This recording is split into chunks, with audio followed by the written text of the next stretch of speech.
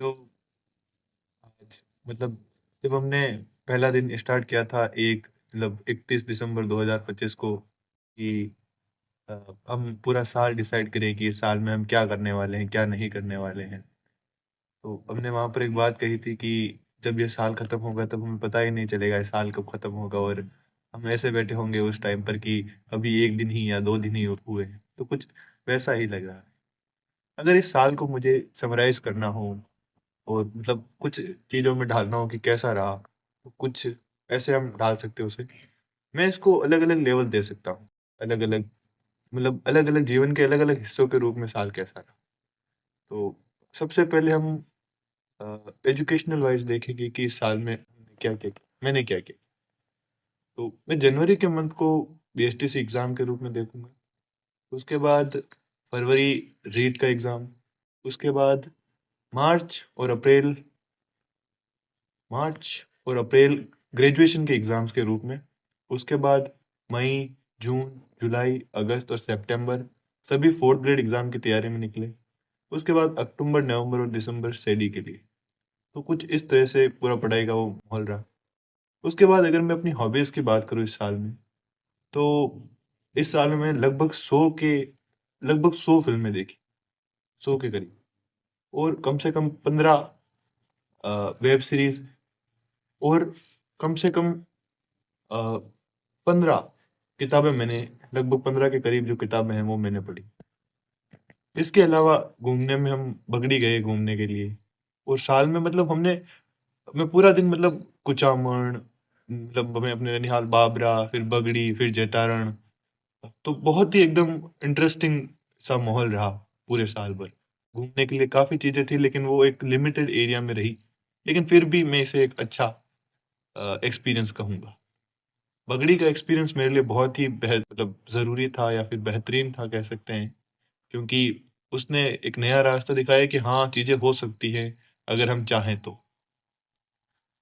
और शिरडी हाँ, जिस चीज़ के बारे में मुझे लगता है बोलना चाहिए, बहुत ही इंटरेस्टिंग जगह थी। ऐसी जगह से जो मैंने शायद अपनी कल्पना में कभी नहीं सोची थी, कि हाँ, ऐसा कुछ भी होता होगा।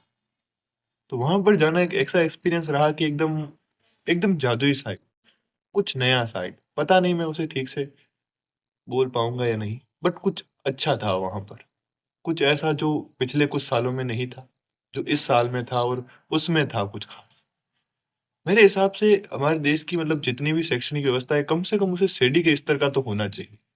उनका एक मानक स्तर तो इतना तो बनना चाहिए, जितना भी हो। तो वहाँ का एक्सपीरियंस बहुत अच्छा रहा। वहाँ के कुछ दोस्त, कुछ यादें शायद मेरे जीवन में ज़िंदगी भर रहेंगी। अपने और ये मेन बहुत ही मुख्य और बहुत ही इंटरेस्टिंग इसलिए बन जाती है क्योंकि मैंने अपने दोस्तों के साथ इसे किया। दोस्तों के साथ पढ़ना, दोस्तों के साथ मज़े करना, वो कुछ ऐसा होता है अ, जैसे मास्टरबेशन के बाद फ़िल्म देखना, बहुत ही बढ़िया। इसके अलावा और कुछ कहूँ,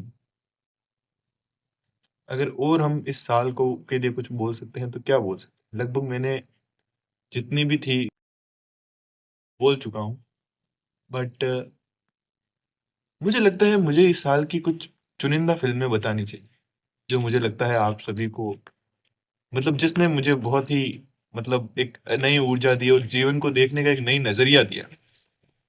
उसमें अगर मैं अपनी 5 फ़िल्में देखूँ तो Shawshank Redemption, Forrest Gump, Everything Everywhere All at Once, The Whale और और एक फ़िल्म है पैरासाइट, जो मुझे बहुत अच्छी लगी। यहीं अगर मैं वेब सीरीज़ की बात करूँ, तो वेब सीरीज़ में द गेम ऑफ थ्रोन्स बहुत अच्छी थी। फ्रॉम बहुत ही अच्छी थी। अ, इसके अलावा uh, it's okay to not be okay बहुत ही शानदार वेब सीरीज़ थी। और अगर मैं किताबों की बात करूँ, किताबों में कुछ अच्छी किताबों में कर्म भूमि एक बहुत ही शानदार किताब थी। कर्म भूमि के अलावा शायद इस साल कर्म भूमि शायद बहुत अच्छी किताब थी। इस साल मतलब शायद वो ठीक है नहीं, कर्म भूमि को मैं अपनी बेस्ट किताब कंसीडर करूँगा। और इस साल को लिए मैं क्या बोल सकता हूँ?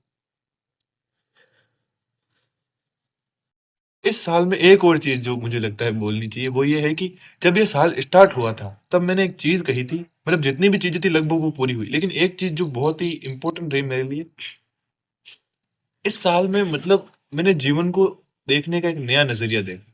साल के एंड तक मुझे लगा था मैंने अपने एक जीवन का लंबा हिस्सा किसी और चीज़ के लिए समर्पित करने का सोचा। बट जब ये साल खत्म हो रहा है तो मुझे लगता है मैंने उस इतने बड़े हिस्से को इस साल के लिए इस साल में ही समराइज कर दिया कि हाँ इतना ही होगा। तो मुझे लगता है मेरे पास कुछ एक्स्ट्रा साल और कुछ एक्स्ट्रा टाइम आ गया है। मैंने इस साल में जिसके मतलब जो समय दिया था वो खत्म कर दिया जिस चीज के लिए। तो अब जो चीज समय बचा है वो समय मेरे लिए बहुत उपयोगी और ज्यादा बच गया है। तो मुझे लगता है वहां पर मैं कुछ और नया सीख सकूंगा और नया जान सकूंगा और नया नए रूप से कुछ खेल सकूंगा, मजे कर सकूंगा ऐसा। तो इस साल को मैं थैंक यू कहूंगा। अगर इस साल को मुझे रेटिंग देनी हो, तो मैं इस साल को 10 में से अ, लगभग 9 की रेटिंग दूंगा। 9। बहुत अच्छा साल रहा, बहुत ही प्यारा साल रहा। एकदम कभी भी बैठने का मौका नहीं मिला, एकदम में से जो होता नहीं कि एकदम वो अ, चिड़ियाघर में, सॉरी चिड़ियाघर के मेले में गए और मतलब एक झूला झूल रहे हैं, वैसा एकदम एक्सपीरियंस रहा, ऊपर नीचे बहुत ही इंटरेस्टिंग। 9 की रेटिंग, एक रेटिंग मैं कम दूंगा बिकॉज बिकॉज मुझे लगता है कि पता नहीं, शायद 9 की रेटिंग देना ज्यादा अच्छा लगता है, ज्यादा बढ़िया लगता है, इसलिए इसलिए 9 की रेटिंग। वो एक रेटिंग मैं शायद आगे के लिए बचा कर रखूंगा, जब मुझे लगता है कि मतलब मैं कुछ बचा कर रखना चाहता हूँ कि हाँ और भी इससे भी बेहतर हो सकता है। इसलिए मुझे लगता है कि हम एक पॉइंट कम देते हैं कि इससे भी बेहतर हो सकता है, इससे भी बेहतर हो सकता है। तो इसलिए 9। थैंक यू 2025, आप बहुत अच्छे थे। बहुत मजा हुआ, बहुत मजा किया, और अगला साल भी ऐसा ही रहे। थैंक यू दोस्तों, शायद तुम लोगों ने मेरी जिंदगी बहुत ही खुशहाल बनाई। अशोक, महादेव, अशोक, गणेश, दीपू,